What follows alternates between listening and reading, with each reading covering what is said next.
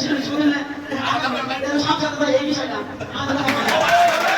আমি ওরকম সভাপতির বিষয় তার গর্ব আমি হলো থানায় আমার আন্ডারে 13টা কমিউনিটি ক্লিনিক এবং 38 জন কর্মী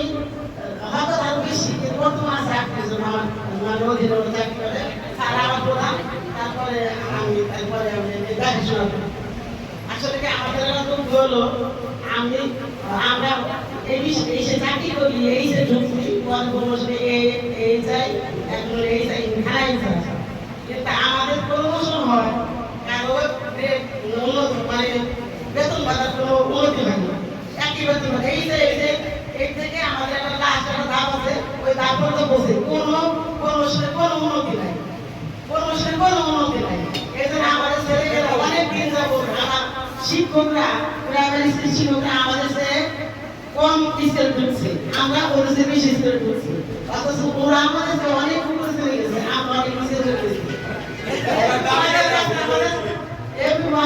আমাদের শুনে না সংসদ এই বিষয়টা আমাদের